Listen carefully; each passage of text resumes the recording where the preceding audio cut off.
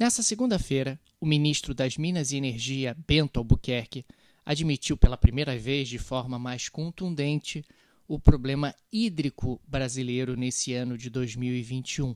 Problema hídrico que tem uma série de desdobramentos, claro, na geração de eletricidade e na questão energética brasileira. O fato é que o Brasil está vivendo a sua principal seca, a sua maior seca dos últimos 90 anos. E agora nós estamos entrando no período seco do ano, que é justamente o período do inverno, ao contrário do verão, onde nós temos mais chuvas no Brasil. Diante desse quadro, ele pediu o consumo racional de água e o consumo racional de eletricidade. Afinal, estamos falando de um Brasil que está com reservatórios vazios, particularmente na bacia do Rio Paraná, a mais importante bacia hídrica geradora de eletricidade do Brasil. O fato é que, pelas contas do próprio governo, existe a possibilidade de, no segundo semestre desse ano de 2021, faltar eletricidade. Nós termos uma oferta de energia elétrica insuficiente para atender a demanda, especialmente se a economia apresentar aí um processo de retomada e aceleração por conta da vacinação, de uma vacinação ampliada. Não é a primeira vez que o Brasil lida com uma crise dessa natureza. Em 2001 aconteceu algo na mesma linha. Entretanto, agora o problema é mais grave. Os reservatórios estão ainda mais vazios do que estavam em 2001 e, consequentemente, a margem de manobra para a administração do problema ela é bem menor. A grande questão é o que isso tem a ver com a economia, quer dizer, quais são os impactos econômicos que uma crise dessa natureza acaba trazendo.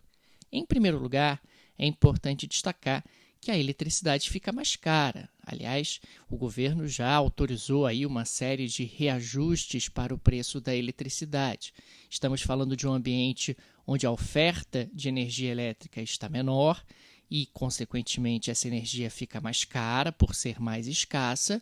E, além disso, estamos falando de um período onde a geração de eletricidade fica com o custo mais alto em função das termoelétricas que acabam sendo ligadas para tentar substituir, ainda que em parte, a geração hidroelétrica. E com custos maiores, claro que esses custos precisam ser repassados para o consumidor.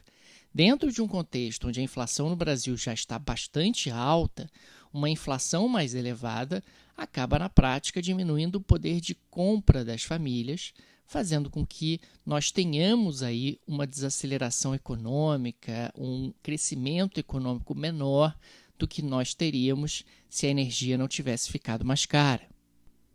Outro aspecto que precisa ser analisado é o impacto sobre os custos de produção. Claro, a energia elétrica é um dos principais insumos na produção de bens e serviços no Brasil.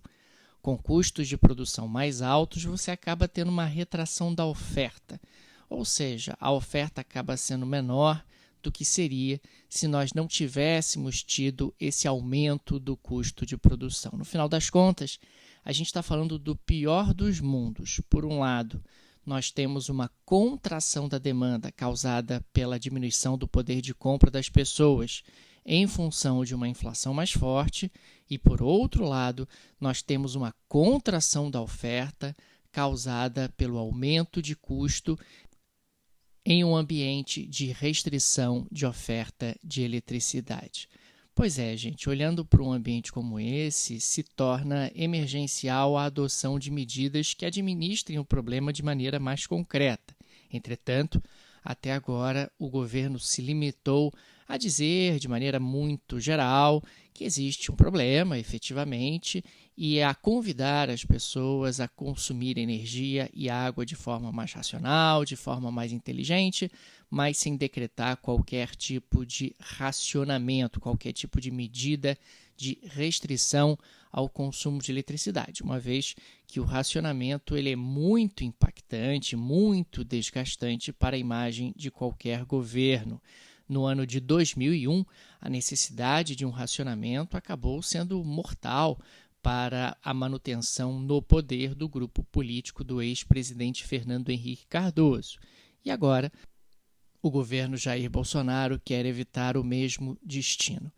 Talvez você se pergunte, mas o que pode acontecer, né, no pior dos cenários, se houver efetivamente a confirmação de que a oferta de eletricidade foi insuficiente para atender a demanda? Bom, gente, nesse caso, nós teríamos aí ao longo do segundo semestre apagões, em momentos de pico de demanda ao longo do dia. Esses apagões acabariam sendo bastante imprevisíveis e poderiam acontecer diversas vezes ao longo dos meses. Enfim, vamos ficar acompanhando aqui no Petit Jornal o desenrolar dessa história, que é bastante importante para o desempenho da economia brasileira nesse ano de 2021 e também ao longo do ano de 2022.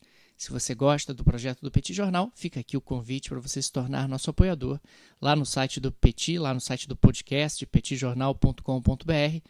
Tem uma seção Apoio Petit com todos os direcionamentos para você se tornar nosso apoiador, seja você residente no Brasil ou no exterior. O Petit é uma mídia 100% independente, mantida exclusivamente pela ajuda de nossos apoiadores, a quem agradecemos enormemente. Além disso, vou colocar aqui no descritivo desse áudio o link do outro projeto do Petit Jornal, o projeto dos cursos, petitcursos.com.br, onde eu e o professor Tanguy Bagdadi aprofundamos diferentes temas das áreas de economia e política internacional. Dá uma olhadinha que eu tenho certeza que você vai gostar. No mais, eu sou Daniel Souza e falo para o Petit Jornal.